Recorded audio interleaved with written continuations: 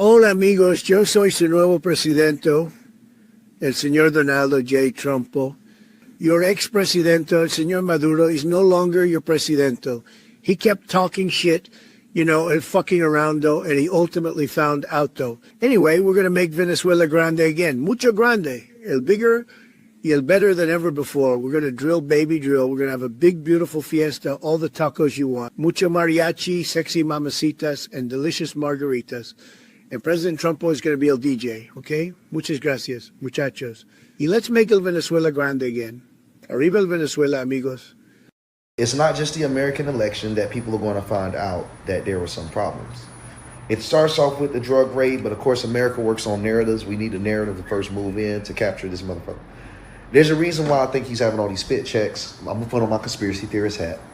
It's a possibility, let's say Maduro made a deal because he knows the hammer that's coming down, and China possibly could have gotten Maduro, left threats, or could have been begging for him not to reveal certain information after he get picked up with Trump. You got to understand, these guys have intel like we've never seen before. I got to talk like Trump. But the thing that I don't know is, what if he possibly made a deal, and that deal involves giving up all the information that we're going to find out about election fraud? People keep saying that I seem crazy about it.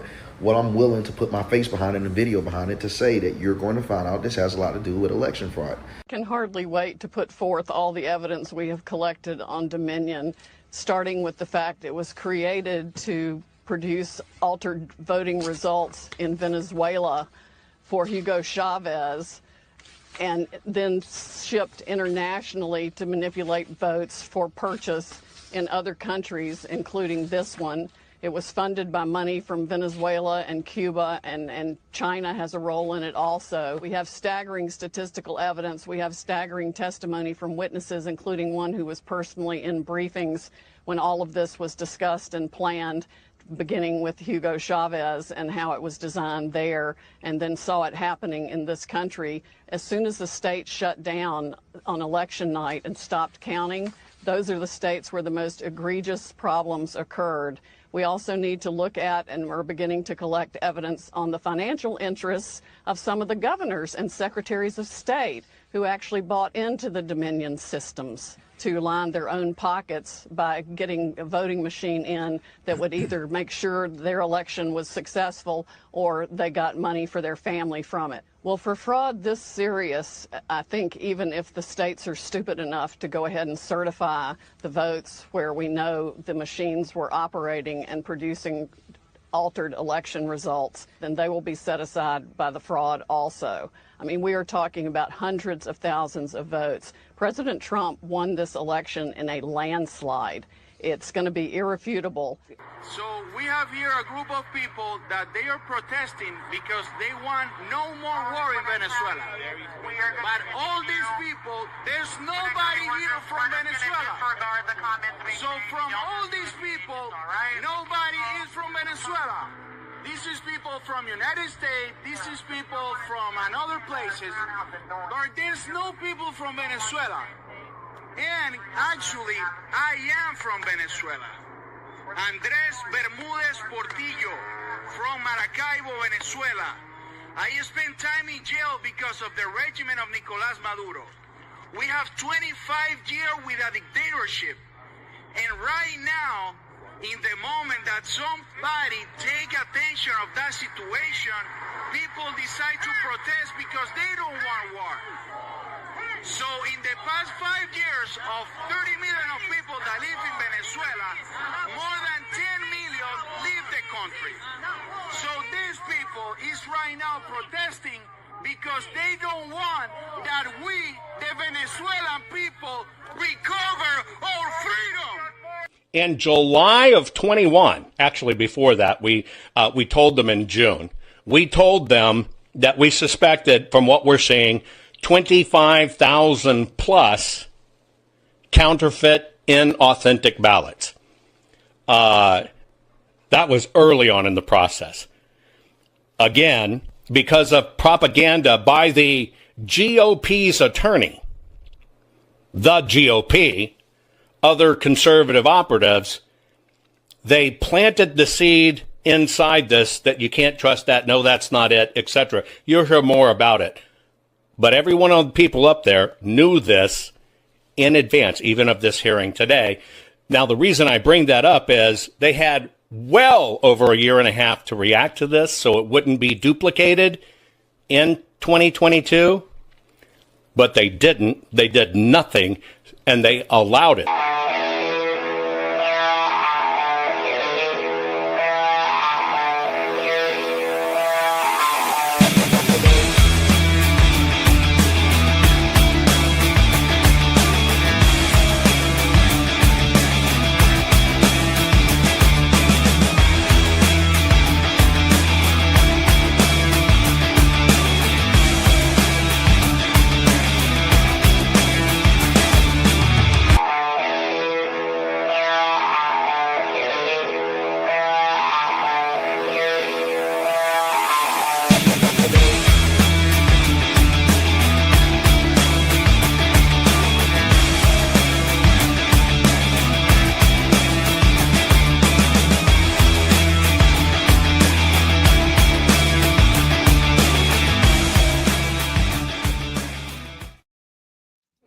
And good afternoon, everybody. I'm Ann Vandersteel. Welcome to Steel News. The revolution is on. That is the title of today's show. We're going to be talking about discovery, resources, and the collapse of insulated power.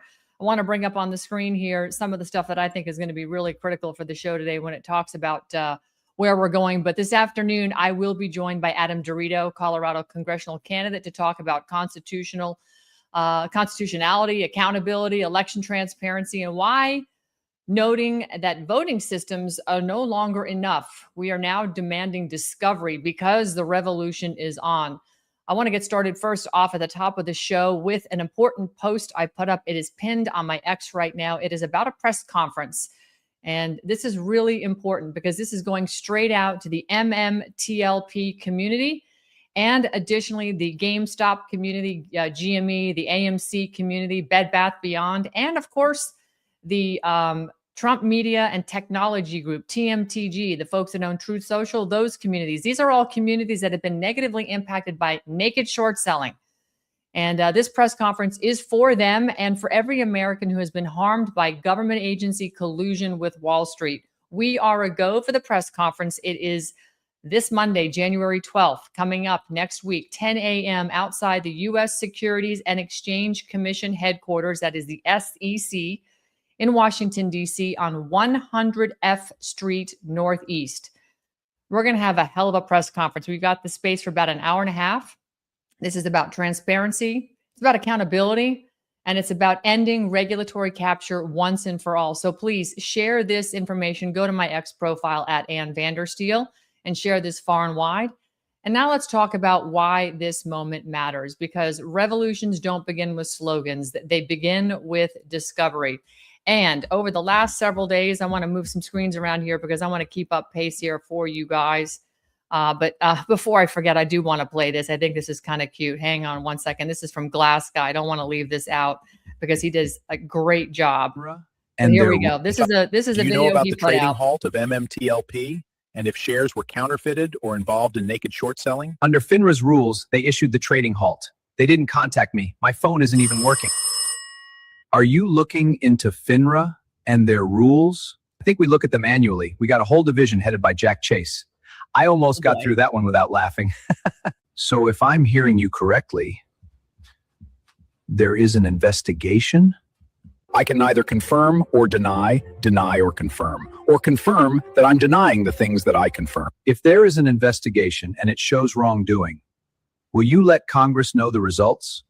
When we bring enforcement to criminals, it's up to them to tell you if they want to. Have you ever actually caught a criminal?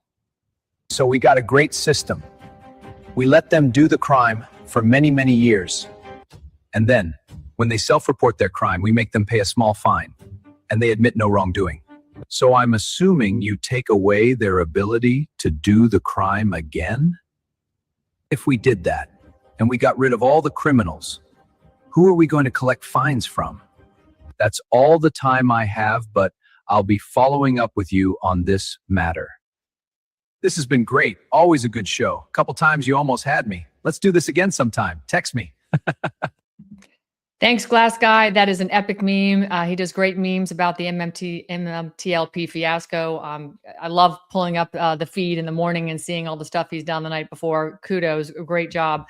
And now on to the news, because this is in fact all building up. It is all connected. So over the last several days, events have accelerated quietly, strategically, and across borders. I did speak to somebody who reports to Pete Hegseth yesterday about what went on in Venezuela. It was a flawlessly executed operation. But again, because all these things are connected, one is actually involving a U.S. courtroom forcing discovery into election systems once declared untouchable. I wrote an article about it over the weekend, and it talks about what's going on in Wisconsin, and it connects what happened in Venezuela together. And of course, this other story, what's happening in Venezuela, its leadership under unprecedented pressure, its assets suddenly reframed, and its role in the global power structure coming into focus. So let's talk about why Venezuela matters. Look at this post by Kobayashi's letter. 200 trillion cubic feet of natural gas reserves, 34th largest in the world. 300 billion barrels of crude oil reserves, largest in the world. 4 billion tons of iron ore reserves worth nearly 600 billion. 8,000 tons of gold resources, the largest in Latin America. 500 plus million tons of coal reserves, 2% of the world's total renewable freshwater resources, and untapped strategic minerals, including nickel, copper, and phosphates. Venezuela is now a strategic asset of the United States. This is another important post that came out from Kobayashi. Absolutely insane, where he talks about the billion barrels of crude oil reserves, which Trump says now has U.S. control. We're sending our U.S. strategic companies in there to bring their oil production up to modern day so they can actually get the oil out of the ground. And with oils trading at $57 a barrel, it makes their reserves worth about $17 trillion. And even if the U.S. sells this oil for half of the market rate, that's still $8.7 trillion. In other words, in 12 hours, our country has actually gained control of oil reserves worth more than the entire GDP of all countries in the world, aside from the US and China. 4 times larger than Japan's GDP. Most people don't realize how much the world just changed. Oil markets will react to this news for the first time on Sunday at 6 o'clock. The next few days will be critical. So this is a big deal. I mean, it is a seriously, seriously big deal. And now there's another image that's been circulating out on X. I want to show this to you because this is, I think, kind of telling. Whoops, what did I do with it? Here it is. This picture right here, this guy, Nicolas Maduro. This is showing Venezuela's leader in custody. He seems to be projecting a calm, even satisfactory sort of disposition with 2 thumbs up. But the circumstances and the authenticity remain unverified. But I'm going to say this: the signals matter, optics matter, especially when pressure is applied, right? So history does teach us a few things, right? When individuals who sit at the center of opaque systems face leverage, like this guy, his cooperation is his only currency, which brings us to elections, right? Because as you've seen me, I had Emerald Robinson on last week. She talked with me, and she talked about the work that she's done with Patrick Byrne, the former CEO of Overstock. They have both been reporting on foreign whistleblowers, some from Venezuela, who alleged election technology platforms such as Smartmatic and systems later associated with Dominion were designed with capability to alter the vote outcomes under certain conditions. So essentially, not every election is stolen, right? But we can safely say now, with all the evidence that we have, that not only have elections been manipulated, they've been stolen. And the allegation that election technology laundering occurred through Venezuela's Smartmatic, inserting itself into Sequoia systems, which was later acquired by Dominion, has created what one might consider layers of insulation across borders. But here comes the escalation, right? President Trump talking about retribution right here. Look at this. This, I think, is incredible. President Trump just posted this on Truth Social that the CIA launders elections with technology like Smartmatic and Dominion through Venezuela. Smartmatic inserted its tech into Sequoia, then Sequoia was bought by Dominion. He says retribution is coming. There's a great video here that's on this. I highly encourage people to play it. I've actually cut a segment out of it for the cold open that we played this morning. But that statement also lands alongside a FOIA-obtained email first reported by John Solomon. And if you look here, this was posted by Real Robert. He's talking about the damning email by King Solomon. Well, John Solomon isn't really King Solomon, according to Robert, but that's cool. Through the FOIA process, and it confirms that the Central Intelligence Agency conspired and succeeded in the overthrow of the United States government on November 3rd, 2020, our election. In the stunning exchange, CIA Director Mike Morrell turns to fellow Director John Brennan and asks if he would join in toppling the United States government during the November 3rd, 2020 election. Brennan not only agrees, but he also expresses his gratitude. CIA Director Mike Morrell, quote, "Can I add your name to this list? We'll be adding Leon Panetta, Sue Gordon, Jay Johnson, George, Lisa Monaco, and Mike Rogers, and working on adding Dan Coates, Mike Rogers from HIPSI, and Tom Bossert, and lots of other intelligence community career folk, trying to give the incapacitated vegetable, particularly during the debate on Thursday, a talking point to push back on Trump and the issue." These guys who rigged the 2020 election knew Joe Biden was an incapacitated vegetable. They call it out in their own email. CIA John Brennan, okay, Michael, add my name to the list. Good initiative. Thanks for asking me to sign on. So here you have a list of the 51 intel officers who overthrew the United States government, starting with Jim Clapper, Michael Hayden, Leon Panetta, Brennan, and on down the list. I mean, this is, again, another post. You can go find these on X, but it's just so... Just before the presidential debate between... I think we're playing the video. Okay. So that being said, it is unbelievable that, you have this out there and it's coming out in spades, and it's coming out like a fire hose right now. And this, of course, is right after we picked up Maduro. So Mike Morrell actually, believe it or not, later testified that such conduct would be unethical and inappropriate. Yet by his own words, and the documentation I have on the screen right here shows it occurred. So essentially, this wasn't just 51 formal officials acting independently. This is evidence that indicates CIA leadership approval. Mike Morrell, John Brennan, in violation of the agency's domestic non-interference mandate, meaning they cannot interfere in our elections. FBI Director Kash Patel has since stated that the CIA has a legal mandate to never interfere domestically, especially with partisan politics. This letter that I just showed you has shown that that mandate was broken. And once again, Discovery changes everything, because Discovery does not care about rank. It doesn't care about reputation. It cares about evidence. And as a friend reminded me, this is about balkanization, right?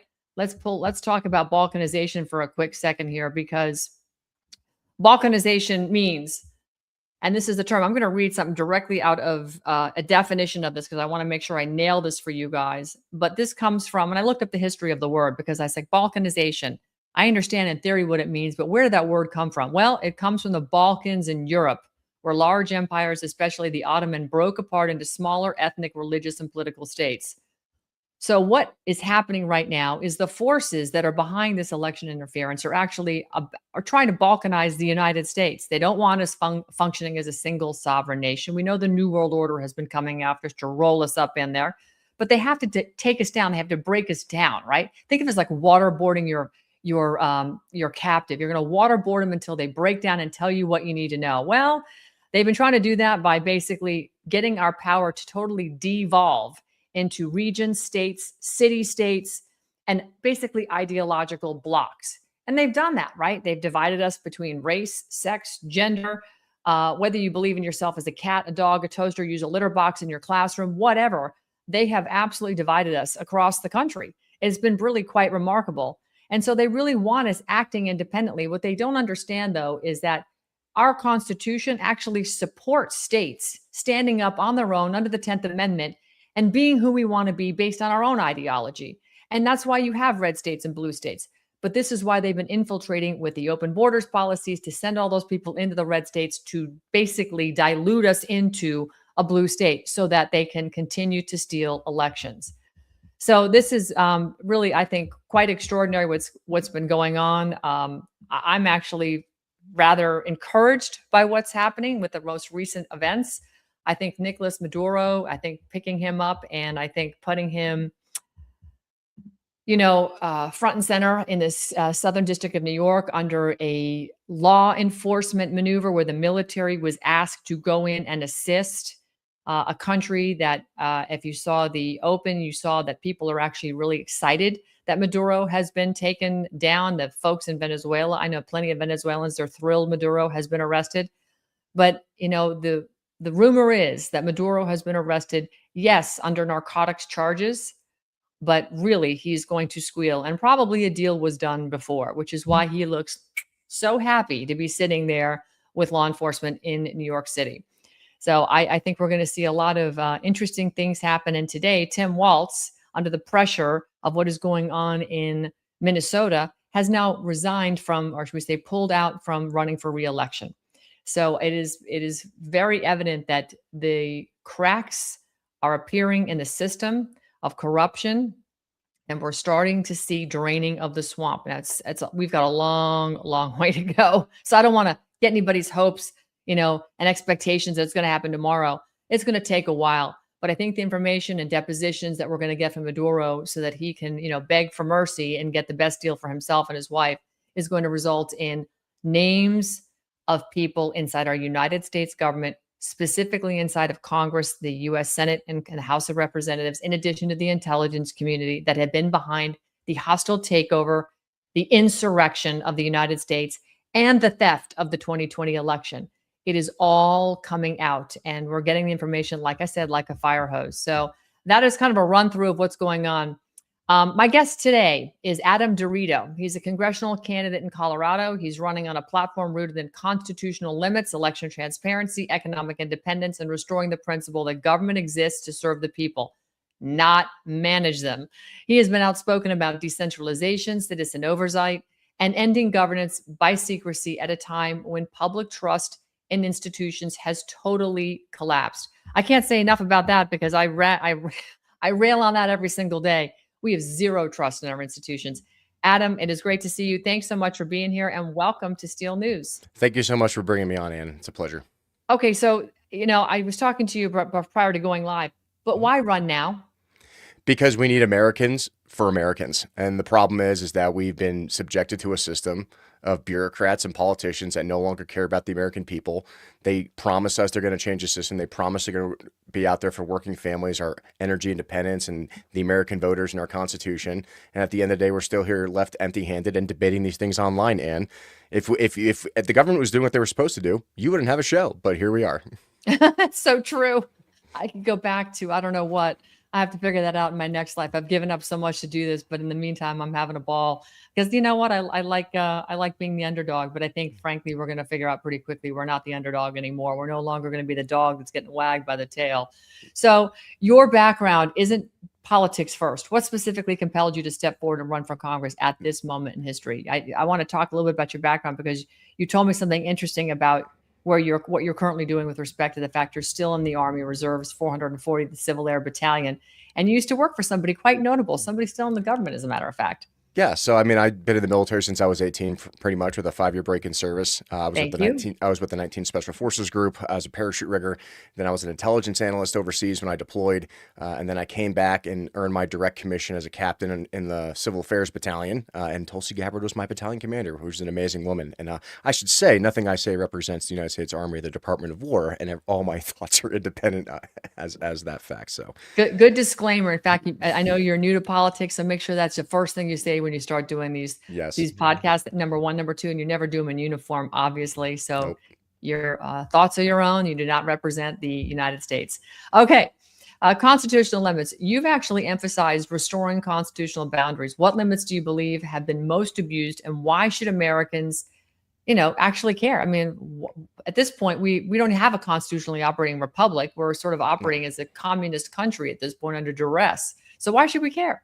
We should care because that's what our founding fathers wanted. It's insane. And not only that, term limits for sure. I mean, the problem is these people get the intention of the Constitution was written and for government was that you were supposed to be on your farm, go serve in government, be a good representation of the government, and come back to your family farm and then continue on and pass it off to the next generation. The problem is, especially after serving 20 years in a global war on terror and losing several of my friends, is that the people who sent us, these neocons, still think that it's the best policy that they should be be in charge. And we now disagree on that. It's time for real Americans to represent Americans, to uphold the constitutional values that we hold so dear, whether it's gun rights, the right to life, private property, and independence, and, getting away from government control. But here we are. Here we are. Your platform, I was going through your website today. It focuses really a lot on decentralization. I am a huge proponent for, we don't need a nanny state. So can you kind of walk us through how centralized power, whether it's federal, it's corporate, or it's bureaucracy, like what we're seeing with all of these agencies that are nowhere in our Constitution, how do they threaten liberty?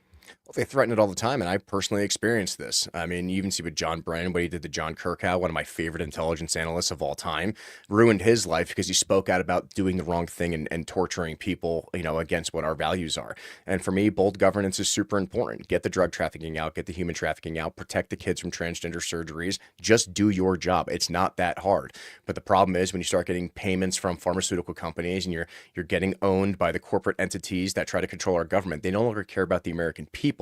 And that's what makes me different. Is I am a blue collar worker. I am an Army officer. I am a farmer, and I'm a substitute Catholic school teacher in my spare time, right? As I care about the community I live in, and we need real Americans to represent the American people. I love this.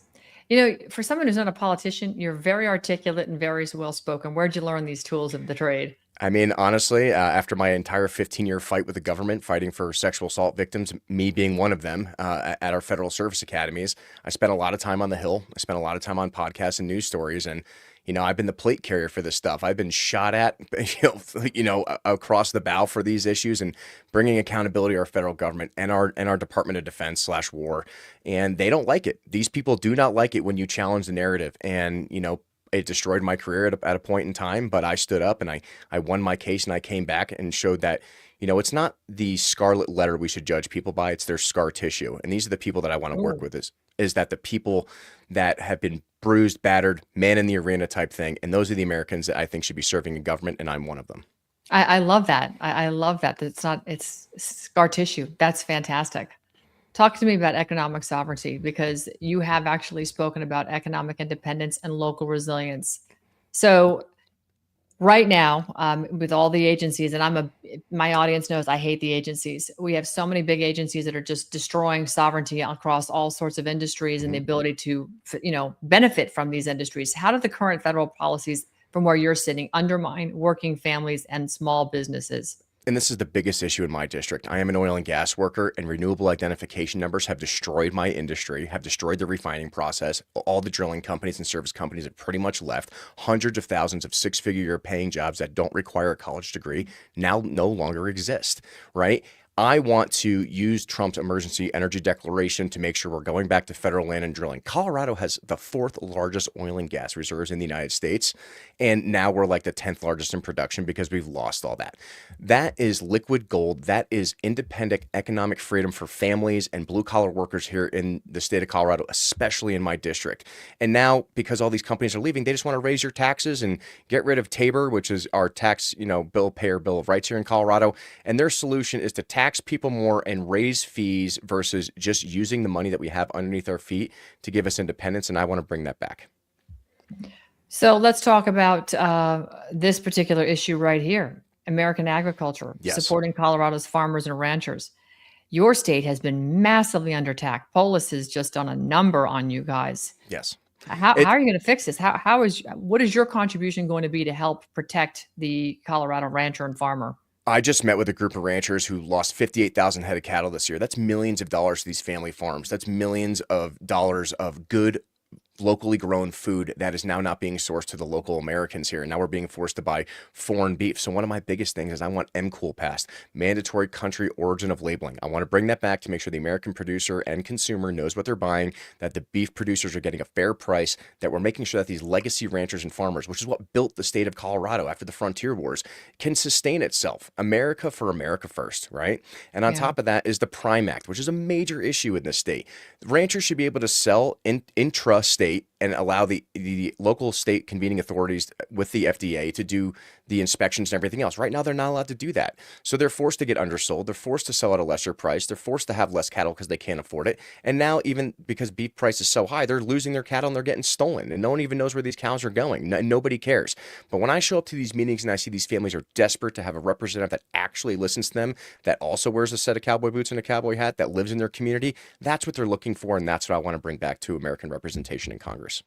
So how are you going to work with other members? I know you'd be a freshman, but how are you going to work with other members of Congress? And if you're having these are lofty goals, I think they're absolutely necessary, and I think they're attainable, but it's going to require a strategic partnership with people in addition to getting on the right committees. So who do you see yourself partnering with, number one? Number two, do you know anybody else that's running as a freshman congressman? And number three, what committee would you want to get on in order to start affecting some of the change? Well, that's the funny thing is, like, over the last 15 years of my fights in Congress doing military justice reform, I've actually built relationships with Republicans and Democrats, senators and congressmen on both sides of the House already. So I already have I have personal cell phone numbers of Democratic senators on the Senate Armed Forces Committee. Are any of them endorsing you at this time? No, obviously not, because they're like, man, DeRito's throwing a grenade into the room and he's really going after it. I'm like, well, if we can't pass these bills, ladies and gentlemen, then I guess I'm going to have to go just do it myself. I'm not here to take a seat at the table. I'm here to flip the table, and I'm going to, right? But that's the thing. I've spent years developing these relationships. I understand, are we going to agree on social issues? Probably not. In the 38 years of my existence, I've never seen anyone actually resolve the abortion issue, gun rights issues. But we know what we can agree on. We can agree on American independence. We can agree on energy independence. We can agree on food sovereignty. And we can agree on absolute transparency. And that's what I want to bring to the table. I want to get on the Energy Commerce Committee. I think that's my number one priority goal. I want to get on the Transportation Board because I want to fix our critical infrastructure. That is the biggest thing with AI, power generation, electricity, oil and gas production out here. The airport expansion is massively important. Atlanta and Chicago O'Hare are the two largest and busiest. DIA, when they're finished their expansion, will be the largest and busiest airport in the country. And part of that airport is my responsibility. So it's time to upgrade the infrastructure, bringing more power, bringing nuclear, back into the state, and just making sure that the next 50 years of Americans are taken care of. What about the current administration and the energy, plan that he's brought forward? Where do you see that? Is that helpful to your agenda? Are you going to augment that agenda? Is it not meeting the needs of the American people? Where is the current administration's energy agenda? Well, and for President Trump administration, it's great. But the problem is that the local congressmen here are not implementing the powers from the Trump's emergency energy declaration. That needs to be fixed. We can write bills. We can bring funding back in. And yes, I understand at first I can only affect federal land drilling and things that go on federal land. But that doesn't mean I can't partner with state representatives to bring common sense environmental regulation reform. That's the biggest thing. Even the Democratic opponent going against my incumbent opponent, he's basically the Mondani of Colorado. This guy wants to get rid of everything. He wants to get rid of all the regulations and cut everything out and make everything electricity run. He wants to put electric heaters and electric stoves when this is a natural gas, propane, oil and gas state, when we have thousands of years of resources of that out here, right? So the thing is that the people just don't know. And these representatives just don't understand these industries. But I work in all these industries. This is my passion. This is what I have my master's degree in. This is what I want to do. And I think if we just have better congressional members that understand and work in these industries, we can make common sense reforms and we can reach across the aisle with people that don't disagree with us in order to ensure the safety and stability of the Colorado residents. So let's talk about what happened over the weekend, because a lot of people said, oh, Trump just went in there to get the oil. I say, yeah, he's going to get the oil and he's going to help get that industry stood back up again. It's outdated completely. With 50 years, they haven't done anything new to the equipment. I mean, it's correct. He's not wrong. I had, my family worked in the oil and gas industry. My grandfather was in that field for a long time. And I know was literally, most of his body got burned when a well exploded.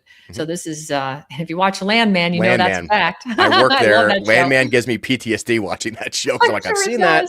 I've seen that, right? So you are correct. And Venezuela has the largest oil and gas reserves in the world pretty much at this point. And the best part, it's right across from the Gulf of America. And we need to bring back the Monroe Doctrine, right?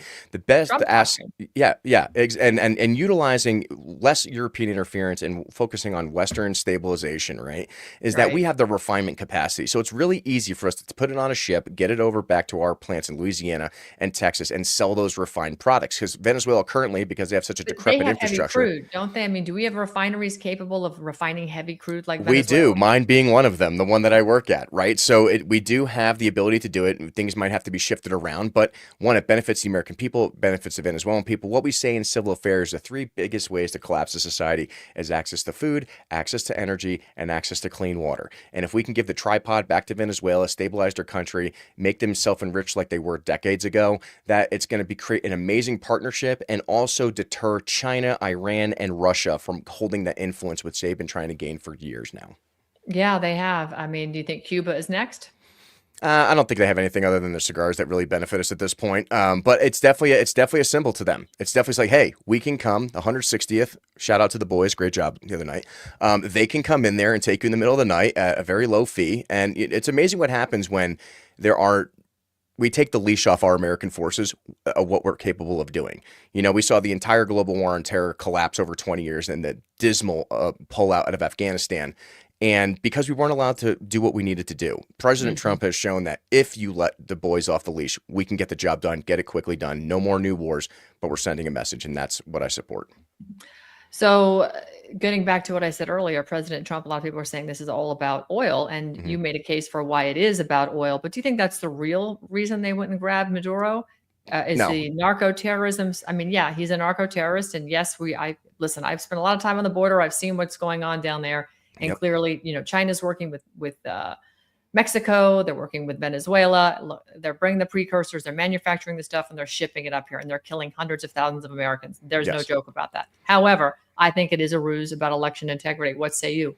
Absolutely. It definitely has to do with the Smartmatic and Dominion systems. And I Okay. think that is going to help secure our elections in the future. As being from Colorado, I'm for sure you're well aware of the Tina Peters Tina incident. Peters. Right? Exactly. Is that she was convicted by a jury of her peers, but there's no way that this woman should be in jail. When I see murderers and drug traffickers and human traffickers and child rapists being let off on less in the state of Colorado, it's disgusting. And we need a good, strong Republican governor to correct that issue, because even President Trump can't get her out of jail. And that's the state's rights versus, federal government right. That's just how it is. Republicans in the state of Colorado need to stop being the kings and queens of graveyards and actually pull their act together and represent conservatives. It's one of the reasons I'm running, is that I have tried to work with the Colorado GOP. I have tried to do the right thing and to be a constituent, and they won't do it. So now it's time to run and replace it. But also, when it comes to regional security, when it comes to election integrity and oil, it's also the rare earth minerals and everything else that's available in Venezuela that we're going to need for the energy boom and the AI generation that's coming up, whether we like it or not. I spent time in third world countries. I was working in Peru on humanitarian missions and all these other things. And I have seen what China is doing in building out shipping infrastructure, food infrastructure. We need to do that and get ahead of it, because we have been behind the ball for several years now. And Venezuela is a great way to increase those regional partnerships and counter China. It certainly is. Well, from where I'm sitting and some of the sources that are coming to me, they're talking about getting, the should we say, the indictments and even maybe arrests as early as this spring based on what Maduro could be dropping. You think that's a reasonable timeline? I mean, from where you're sitting, if you're elected, what does accountability look like? Do we get subpoenas, audits, repeals? How do we move forward? Well, that's what you want to elect me to do, Ann, right? And that's the problem, is that congressional members are not doing what they're being told to do by their constituents. I will. And that's like my fifth point of performance, as we say in the Airborne on my platform, is absolute transparency. You call my office, you're going to get a phone call back from me or one of my staffers. We're going to listen to people with reasonable things. If they come to me with solutions and not just their problems, that's what we want to do. Our veterans are being misrepresented. But yeah, the American people deserve action. And I think one of the biggest letdowns of this current administration is that we're not getting all the transparency and action that we can. If we can arrest the Venezuelan president in the middle of the night and get him back to the United States in a couple hours, we should be able to do the same thing to the corrupt people that are messing with our system in the U.S. government. And I'm sure you would agree with me on that based upon your opening, right? Hey, if we could do this in this country, why can't we do it here? We need more accountability. We need more transparency. And that's what I'm bringing to the office. I love it. Now, I want to talk something about that's very near and dear to my heart, children. You've got this letter that went out. It was a press release on December 17th. Talk to us about this press release, because you condemned Gabe Evans on a vote for HR 3492, pledges to protect children. Yes, this is the biggest issue in my district right now, and it's one of the reasons that really kicked me off to want to run even harder than I am now, is because, yes, Gabe is a veteran. Gabe is a police officer, so Gabe should want to be able to protect children. He voted against this because he doesn't believe in criminalizing transgender surgeries of children under the age of 18. He doesn't believe that police officers should be arresting doctors and parents who allow this. No, that's exactly what we should be doing. We need accountability. We need a deterrence from allowing this to happen. And then his argument was, well, this was never going to pass the Senate and this was going to get vetoed by the president. I don't care. Be a moral and ethical person and vote for the right thing. And then his argument was, well, I voted for the other bill, the Dan Crenshaw bill, which defunds Medicare, Medicaid, transgender surgeries of children. Okay, that's great, but that's only one source of funding. And at this point, it just looks like you're protecting the system and you're not protecting children. And as an unapologetic conservative Catholic, there is no way I would allow this from a moral standpoint to be voted other than anything than protecting our kids and our next generation. Amen to that. I mean, you're preaching to the choir here. I run a foundation, American-made foundation, American-made action, and our focus has been Child Protective Services. In fact, I'll break this right here on this show today. I actually mentioned on the space this morning, so it's not totally breaking news, but our own attorney, who's a board member, has just been had his bar license suspended by the New Hampshire Bar Association and by the nonprofits that work under the Supreme Court in New Hampshire, just as we were about to drop a federal lawsuit going after the state of Massachusetts and Texas over a case of CPS that, 5 children were taken. And it was completely done illegally, 100% illegally. In fact, the state it's like, really, they kidnapped the children. It's so cut and dry. In addition to the legislation that we've written, and we're working with some very big organizations to change legislation in CPS around the country. I'd love to present you what we're doing because we can raise the bar on the threshold for CPS, meaning 95% of the child protective service cases where children get taken don't meet a legal threshold to take the children. Case in point, these 5 out of Massachusetts, and that's just one family. It's a drop in the bucket. That is a lot of money to the state because they get massive funding from the federal government, from the Social Security Administration's Title 40 funding. If you reduce the caseload by 95%, guess what? The money dries up too. And this is how we're going to defund this stuff, is by reining this in. How do you take down an elephant right out of one bite at a time? We're going to take a big swipe out of their budget. And it's going to be very uncomfortable for a lot of these parasitic organizations. And this nonsense that goes on, there's no incentive to reunify families if, in fact, they truly needed to be separated because it was something so catastrophic. There's not even an incentive to try and fix that. And in the cases where they steal the children, they clearly have no incentive. It's all financially to keep them separated and keep everybody in the system. So we'd definitely like to work with you on that. I hope you get into Congress because I love everything you're saying right now. I have a question for you on the disillusioned Americans. What do you say to Americans who feel like the system is just too rigged to fix? It's not, and that's why I'm running for Congress. Everyone said you had to be a mayor. You have to go be a city councilman. You can't just run for Congress. Yes, I can. I filled out the Form 1 online and I hit enter. Here I am. Send me. Right? The problem is that you, as an American, have to take personal responsibility. If you don't like what's going on in your government and your representatives aren't doing what you asked them to do, it is your constitutional duty to replace them. Primary them. Do whatever it takes. And yeah, you might lose. You might get fought hard. They might try to destroy your name all over the internet, and that's fine. That's politics. But it is up to us as Americans to stop complaining on the internet, stop going on podcasts and whatever else and Twitter. I mean, that's great. It's fine. Is it fixing the system? No. We must remove them from power, and we have a way to do that. You run for office, or you find somebody that you can support who has moral and ethical standards, and that's why I'm doing this, is because I'm tired of the broken system. I don't want to be disillusioned, but if no one else is going to do it, then I guess I'm going to have to do it myself, and I hope everyone else follows me in that lead. We need at least 400 more Adams running for Congress right now. We really, really do. I mean, in fact, I'd like to see 535 of you between Senate and Congress, getting out there and getting this done. I do think there's going to be a lot of job openings coming open pretty soon, only because I think Maduro's arrest is really just a massive chinch in their armor. Somebody who can now squeal, somebody who knows where the bodies are buried, and someone who openly said Joe Biden was asking me to send Tren de Aragua, and they went right to your state, Adam. My district. And look at Tina Peters. That Tren de Aragua taking over apartments and Tina Peters is connected. It absolutely isn't. That's literally District 8 in Colorado. This is the most contentious race in the United States right now. The Democrats are going to spend $30 million to try to flip this seat to blue, which they will, because my incumbent that I'm going against is a very weak Republican. He's unliked at this point, and that's why I'm running against him. It's like, hey, no offense. Thank you for your service. Nothing against you as a veteran and a former police officer, but you're not getting the job done. And we shouldn't just be supporting incumbents because they have letters next to their name. We need to be supporting Americans to put America first and bring back that rugged individualism that Mondani thinks should be replaced by warm collectivism. I just don't agree with that. I agree. Last word to you before we let you sign off. Well, I need all the support I can get, everybody. Here's the thing. I'm not bought out by special interests. I'm not supported by super PACs. I'm not supported by everyone else that's been running politics for decades. So please donate to my campaign, www.DeRito4Congress, DERITO.com, and shoot me some questions. Like, I'm a federal representative. Just because it's not just my district out state of Colorado doesn't mean I don't care about the American people. I want to fix the system. I want to be part of the solution and not the problem. And thank you so much for having me on today. Oh my goodness. It's absolutely my pleasure. Thank you so much, Adam. You are a breath of fresh air. I really mean it when I say we need 535 of you running to primary and get these dirtbags out of there. We need a fresh start. We need to restore the republic. And it starts with people like you getting involved. So thank you very much. I know how you came into this through a mutual friend, and I'm glad that you both decided this was the best course of action for you to, go after next. And I wish you the best. You have my full endorsement. I think it's Colorado needs you. We need you. I appreciate the endorsement. And like I said, let's do this. All right, let's do it. Thanks so much, Adam. Wow. Okay. Holy cow. That was really an unexpected pleasure, to be honest. I've interviewed a lot of candidates, and in 8 years of doing this, I cannot recall one that is this articulate, having not actually been a true politician, because we all know, I think they must go to some sort of charm school to learn how to speak articulately and be so informed. But clearly he has, as he said, spent a lot of time in around DC, knows a lot of these folks, but he's also very determined because he is truly America first. And he understands industry, where a lot of these guys come in, they're attorneys and lawyers. Like we're not supposed to have these people representing us. Anyway. Okay. I want to play something because a friend of mine, Noel Fritz, dropped this in the chat.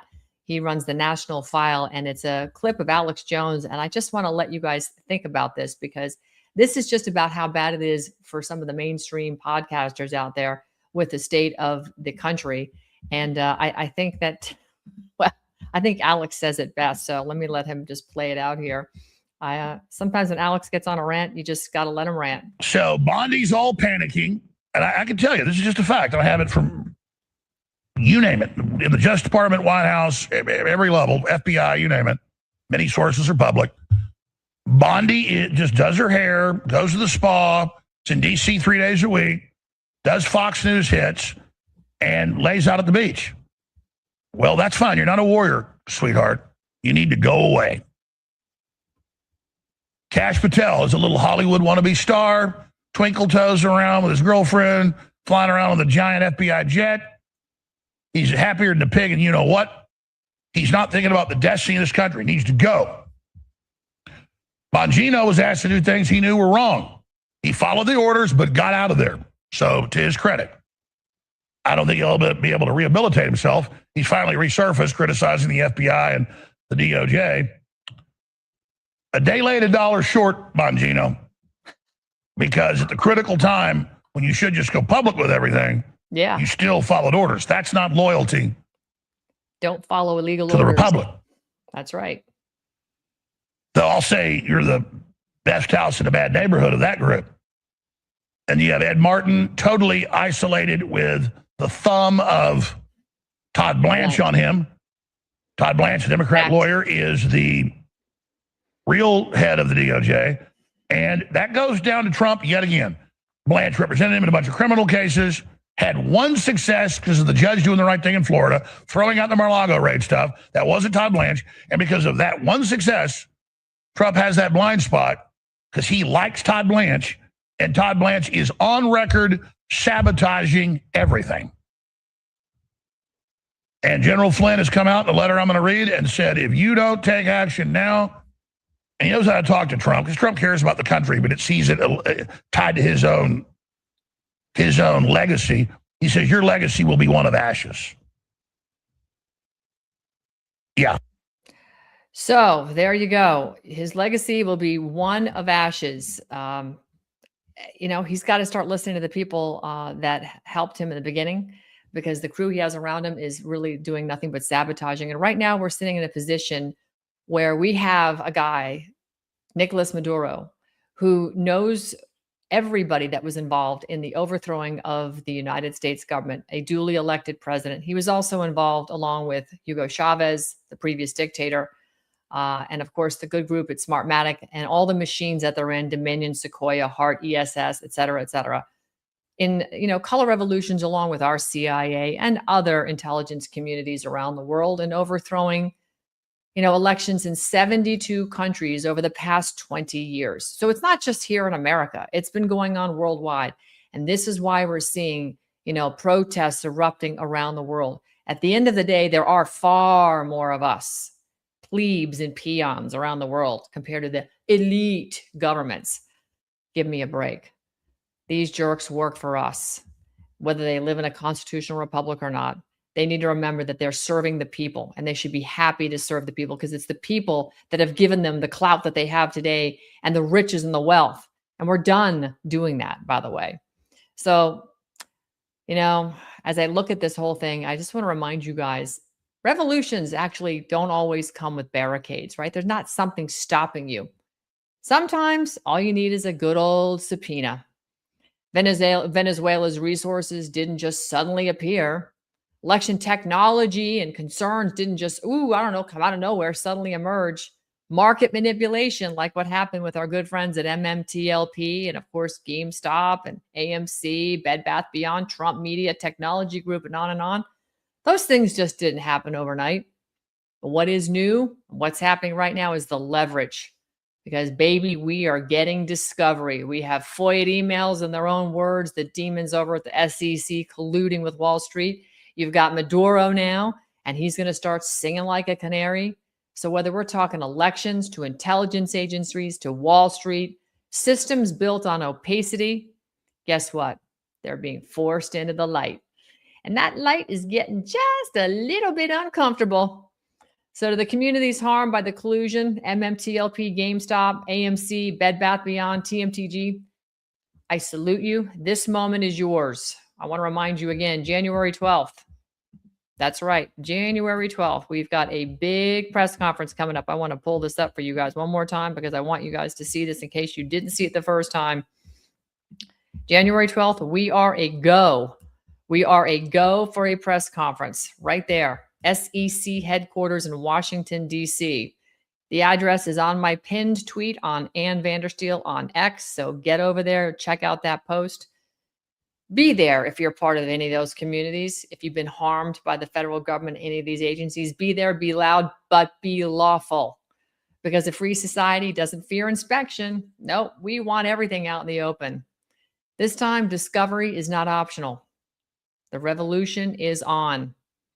I'm Ann Vandersteel, folks, and the age of insulation is ending, and it is great to be here with you today. I appreciate your time as always. Thank you so much for taking a little bit of time out of your schedule. It is now 50 minutes after the hour started. I'm going to sign off, and we'll see you again next time when I have something that I think you all need to hear.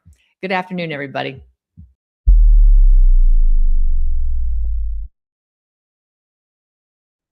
Many of you have been asking, where am I getting the energy from? Where is the glow coming from? What's changed with your hair and skin? Well, simply in the last month, I started taking a product, C60 Evo. If you go to c60evo.com/Ann Vandersteel, you too can get radiant energy, mental focus with C60 Evo's ESS 60. What is it? That is pure C60. Get that increased flexibility, immunity, and longevity. And guess what, folks? It's not only for people too. You can get some for your pets. My animals are on it now. And that's right. I'm having trouble keeping up with Vegas, my dog, who I like to go on long walks with in the morning. He is battling back on the heat down here with his C60 Evo as well. Go to c60evo.com/Ann Vandersteel and try their delicious oils that you can eat and add into salads or put on your food, and also incredible facial serums and creams that are making a massive difference in the texture and feel of my skin. c60evo.com/Ann Vandersteel.